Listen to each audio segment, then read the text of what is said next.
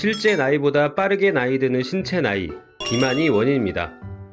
비만은 우리 몸의 신진대사와 면역 기능에 영향을 미치며 동맥경화, 당뇨병, 고혈압 등의 대사성 질환 및 암의 원인이 되기도 하여 노화를 가속화시킬 수 있습니다.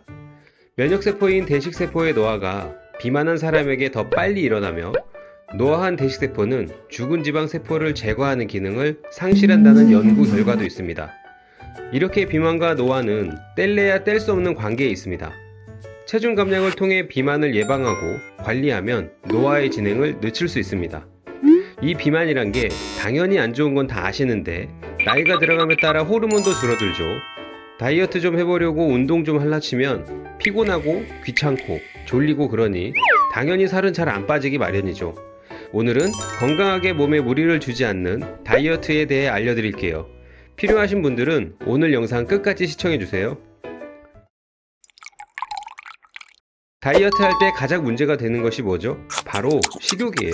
그런데 간헐적 단식 시간을 몇 번만 지켜주시면 식욕에 구애받지 않고 다이어트 할 수 있습니다. 규칙적으로 12시간에서 24시간까지 물만 제외하고 아무것도 먹지 않고 공복을 유지해 주시면 되는데요. 가끔 의욕 좋으신 분들, 처음부터 하루 24시간 꼬박 단식하시는 분들이 계세요. 그러면 큰일 납니다. 오히려 독이 돼요. 요요 현상 바로 오니까 우선 일주일 정도는 12시간 단식으로 적응을 하시고 점차 16시간, 24시간까지 늘려나가 보세요. 이게 굶어 죽으라는 건지 놀라실 수 있지만 자는 시간도 포함이기 때문에 생각보다 쉽습니다. 저녁 식사를 마치고 16시간 동안 공복을 유지한 후에 첫 끼니를 드시면 됩니다. 예를 들어 8시에 저녁 식사를 마쳤다면 그 다음날 정오 12시에 첫 끼니를 드시면 돼요. 아침만 굶으면 해결이 되는 거죠. 참 쉽죠? 간헐적 단식을 하면서 정말 중요한 것이 하나 있어요. 바로 숙면을 해야 한다는 것이에요. 숙면을 하면 식욕 억제 호르몬인 렙틴이 늘어나면서 식욕도 잡아주어 살 빼는 것도 쉬워집니다. 자기 전 음식을 섭취하면 몸이 쉬지 못하고 스트레스를 받게 돼요. 그러면 식욕 폭발 호르몬인 그렐린 호르몬이 나오는데 이렇게 되면 식욕 억제가 안 되고 폭식으로 이어집니다. 제가 많이 경험해보고 느껴보기도 했고 실제로 주변의 지인분들도 피곤한 날에는 유난히 배고픔을 많이 느끼고 자신도 모르게 폭식을 하게 되는 경우가 많았다고 해요. 그래서 자기 3시간 전에는 음식을 먹지 않는 것이 좋아요. 자기 전에 먹으면 안 되는 음식에 관한 내용도 다뤘으니 참고하시기 바랍니다. 간헐적 단식은 지방 분해와 연소를 대폭 증가시켜 인슐린이 줄어들면서 살이 빠지게 됩니다. 자주 먹지 않고 먹는 시간을 정해 놓으면 인슐린 분비를 줄일 수 있는데요. 이 습관이 반복되면 우리 몸은 지방을 주 에너지로 사용하는 몸으로 점차 변하게 됩니다. 식전 30분 전에 섭취하면 식후 2시간 혈당이 최대 50%까지 감소한다고 합니다. 일본의 한 당뇨병원에서 초기 당뇨 환자들에게 밥 먹기 전 양배추를 먹게 했는데 환자의 90%가 체중 감량에 성공하였고 대부분 혈당 수치가 정상 범위까지 돌아왔다고 합니다. 양배추는 칼로리는 낮지만 포만감을 줍니다. 맛있게 먹을 수 있는 양배추 레시피도 올려뒀으니 참고하세요. 위에서 천천히 배출한 음식물은 천천히 소화가 되고 혈중포도당을 처리할 시간적인 여유도 생기기 때문에 식후 혈당이 천천히 올라갑니다. 이 과정에서 혈당을 조절하는 식욕 억제 호르몬이 활발하게 분비되기 때문에 과식이나 폭식을 막는 효과도 있습니다. 식전 양배추를 다 드셨다면 그 다음은 고기를 드세요.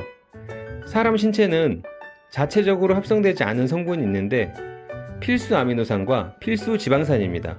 이 두 가지 모두 소량의 고기에서 얻을 수 있어요. 고기를 먹으면 필수 영양소뿐만 아니라 지방도 같이 먹기 때문에 탄수화물을 제외한 모든 영양소가 충족되어 더 이상 배가 고프다는 신호를 보내지 않고 소식을 할 수 있습니다.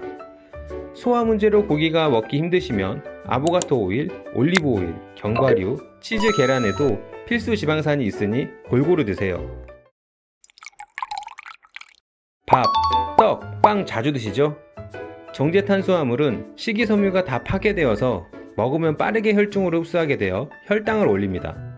빠르게 올라간 혈당을 떨어뜨리기 위해 췌장에서 많은 인슐린이 분비되어 몸에 지방을 쌓이게 합니다. 통곡물이나 채소와 같이 섬유소가 많은 음식은 정제 탄수화물과는 조금 다르게 소화가 됩니다. 소화효소에 의해 쉽게 분해되지 않아 혈액으로 포도당이 가는 것을 늦추게 돼 통곡물이 정제 탄수화물보다 살을 덜 찌게 하는 것입니다.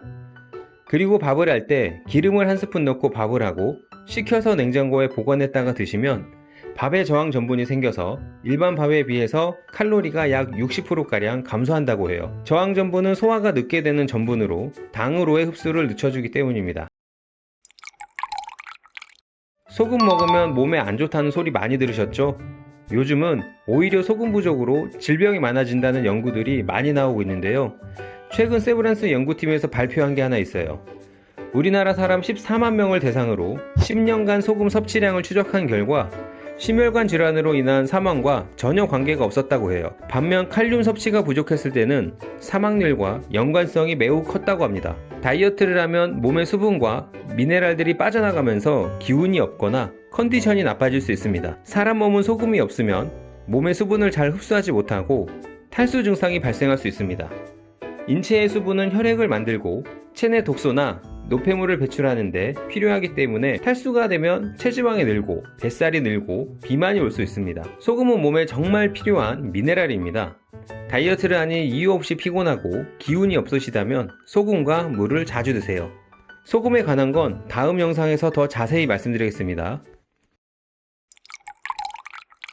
운동을 맨 마지막에 넣은 이유는 운동은 다이어트에 있어서 먹는 것만큼이나 많이 중요하지 않아서입니다. 운동 없이 앞의 방법만으로 살을 잘 뺄 수 있지만 더욱더 빠른 감량과 건강을 위해서 운동까지 같이 해주시면 좋습니다. 우리 몸은 포도당을 에너지로 쓰죠. 포도당은 간과 근육에 저장되는데 근육에 저장하고 남은 포도당은 체지방으로 쌓이게 됩니다.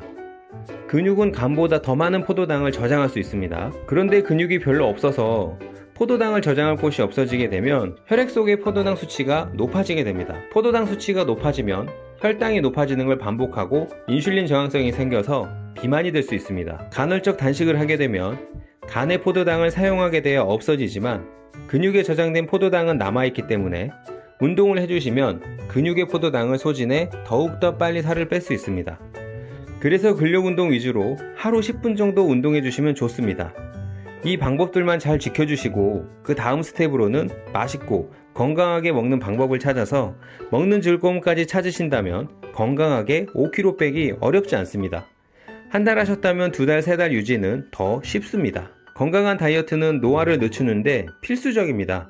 단순히 살 빼는 게 아닌 건강도 찾고 젊어지는 다이어트를 하시기 바랍니다. 오늘 영상 꾸준히 습관 만드시는데 도움이 되셨으면 좋겠습니다. 감사합니다.